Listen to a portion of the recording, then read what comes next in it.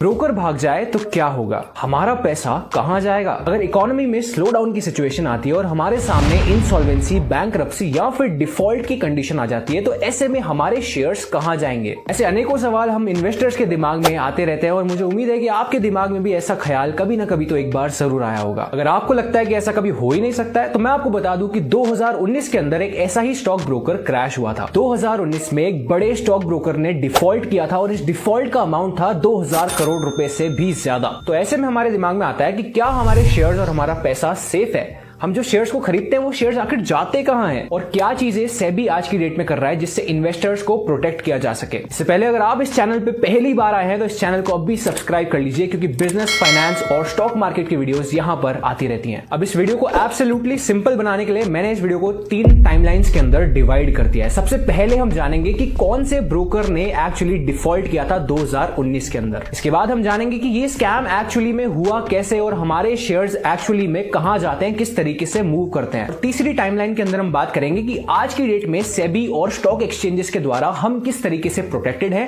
और हमें हमारी तरफ से कौन कौन सी चीजें हैं जो करनी चाहिए ताकि हम एक सेफ साइड पे रह सके। दोस्तों बात है 2019 की, सेबी के पास काफी सारी कंप्लेंट्स आ रही थी। लोगों के खातों में से पैसा गायब हो रहा था, शेयर्स को खरीद रहे थे तो शेयर्स अकाउंट में रिफ्लेक्ट नहीं हो रहे थे। अब अगर इंडिया में आप शेयर्स खरीदते हो तो आपके पास T+2 यानी कि तीसरे दिन तो आपके खाते में शेयर्स आ ही जाने चाहिए ना, ये तो कंपलसरी है। बट ये भी नहीं हो रहा था। एक तो ये हो गया कि शेयर्स नहीं आ रहे थे, उसके बाद जो शेयर्स थे अगर उनको हम बेच रहे थे तो बेचने के बाद पैसे नहीं आ रहे थे। अब इतनी सारी चीजें जब मल्टीपल लोगों के साथ होंगी तो ऑफ कोर्स वो लोग तो कंप्लेन करेंगे ही। इन्वेस्टर्स के साथ तो ये चीजें होने लगी, इसके बाद बैंक्स बताने लगे कि हमारे लोन्स भी डिफॉल्ट हो रहे हैं। इन्वेस्टिगेशन के बाद पता चला कि इन सभी चीजों के पीछे कार्वी नाम का एक ब्रोकर रिस्पॉन्सिबल था। कार्वी स्टॉक ब्रोकर ने क्या किया कि क्लाइंट्स के शेयर्स को प्लेज करके मार्केट से लोन उठाए और इसमें बड़े बड़े बैंक शामिल हैं जैसे कि ICICI, Bajaj finance, HDFC, Indus IND bank, इन सबसे लोन ले लिए, वो भी क्लाइंट्स के शेयर को प्लेज करके। किसी भी स्टॉक ब्रोकर के पास एटलीस्ट आज की डेट में तो ये अथॉरिटी नहीं है कि वो अपने क्लाइंट्स के शेयर को प्लेज करके उस पर लोन उठाए। अगर स्टॉक ब्रोकर के खुद की कुछ सिक्योरिटीज है उनको प्लेज किया जा सकता है, लेकिन आप क्लाइंट्स के शेयर को प्लेज कर रहे हो और उस पर लोन ले रहे हो, this is not the right way. November 2019 में सेबी ने कार्वी को नया बिजनेस लेने से बैन कर दिया। भाई ब्रोकर के लिए नया बिजनेस क्या होता है? ब्रोकर के लिए तो जो भी कस्टमर्स उसके प्लेटफॉर्म पे आके ऑनबोर्ड हो रहे हैं वो जब ट्रेडिंग करते हैं, इन्वेस्टिंग करते हैं, वहां से जो भी ब्रोकरेज जनरेट होती है वो बेसिकली ब्रोकर के लिए एक नया बिजनेस होता है, वहां से उसकी अर्निंग होती है। तो यहां पर नवंबर 2019 के बाद कार्वी को मना कर दिया कि आप यहां पर कोई भी नए यूजर को अपने प्लेटफॉर्म पे ऑनबोर्ड नहीं कर सकते हो। अब यहां से ठीक एक साल बाद नवंबर 2020 में NSE और BSE ने भी कार्वी को अपनी मेंबरशिप से हटा दिया। अब यहां पर एक जायज सवाल आता है कि 2019 में इतना बड़ा स्कैम कैसे हो सकता है, क्योंकि 2019 में तो यार काफी टेक्नोलॉजी एक्सपैंड हो चुकी थी, काफी मॉडर्नाइजेशन हो चुका था। तो आइए बात करते हैं आखिर ये स्कैम कैसे हुआ। इससे पहले कि हम स्कैम के अंदर थोड़ा डीप में जाएं, हमें पहले ये समझना पड़ेगा कि हमारे स्टॉक्स एंड शेयर्स मूव कैसे करते हैं, इधर से उधर जाते कैसे हैं। चलिए मान के चलते हैं मैं एक सेलर हूं, यानी कि मैं अपने शेयर्स को बेच रहा हूं और आप एक बायर हैं। अब जैसे ही मैं अपने शेयर्स को बेचता हूं तो मेरे डीमैट अकाउंट से मेरे ब्रोकर के पूल अकाउंट में मेरे शेयर्स ट्रांसफर हो जाते हैं।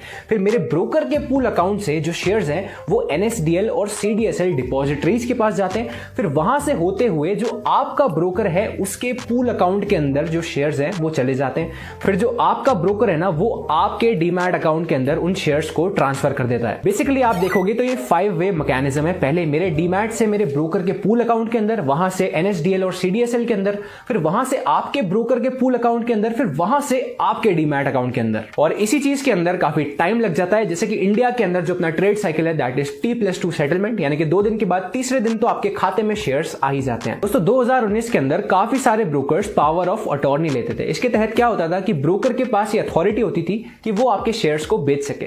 देखो क्या होता है कि जब भी आप इंट्राडे के अंदर कोई पोजीशन खोलते हो और अगर आप उसको क्लोज नहीं करते हो तो आपको पता है कि आपकी पोजीशन ऑटोमेटिकली क्लोज होती है, जिसको हम ऑटो स्क्वायर ऑफ भी बोलते हैं।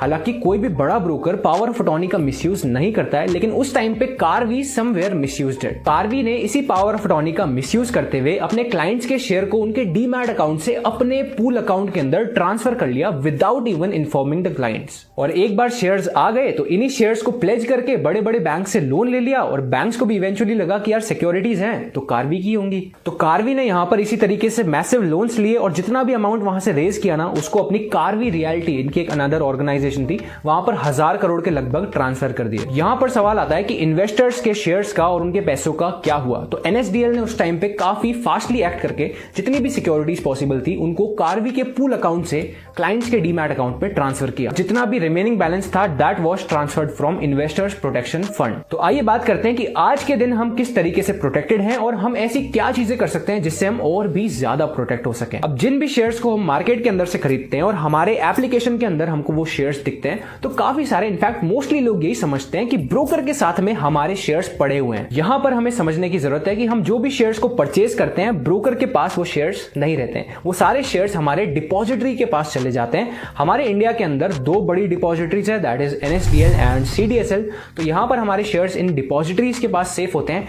Broker is just a depository participant. ये सिर्फ एक लिंक की तरह काम करता है डिपॉजिटरी और एंड यूजर के बीच में। आज की डेट में ना सिक्योरिटी को बहुत ज्यादा कर दिया गया है। जैसे कि आप देख सकते हो जब भी आप शेयर्स बेचते हैं तो आपसे टी पिन मांगा जाता है, जो कि आप अपने फोन के थ्रू टी पिन को जनरेट कर सकते हो। इससे भी सिक्योरिटी काफी ज्यादा बढ़ जाती है। जब भी आप अपने शेयर्स को बेचते हो, स्टॉक्स को बेचते हो, तो आपके पास एसएमएस आता है, आपके पास ईमेल आता है कि यार this share has been sold. तो इस तरीके से भी यहां पर चीजें करी गई हैं। आज की डेट में सेबी का एक रेगुलेशन भी है कि जो भी पैसा आपके ट्रेडिंग अकाउंट में पड़ा है and if you have not done any trade in the past 30 days, so that amount is likely to be transferred to your bank account within the next 3 days by the broker itself. और जब भी आप shares खरीदते बेचते हैं तो आप एक फीस पे करते हैं, that is exchange turnover fees. आज की डेट में काफी सारे ब्रोकर्स अपना इन्वेस्टर्स प्रोटेक्शन फंड भी बना के रखते हैं। एट द एंड आप एक चीज कर सकते हैं कि आप जिस भी ब्रोकर के साथ अपना अकाउंट खोल रहे हैं मेक श्योर कि वो एक ट्रस्टेड ब्रोकर हो, एक रिनाउंड ब्रोकर हो। अगर आप सोच रहे हैं कि आपको किस ब्रोकर के साथ अपना डीमैट अकाउंट खोलना चाहिए तो आप बिल्कुल सही जगह पे आए हैं, बिकॉज मैंने आपके लिए ऑलरेडी एक वीडियो बना रखी है। आप आई बटन के ऊपर क्लिक करके इस वीडियो को देख सकते हैं,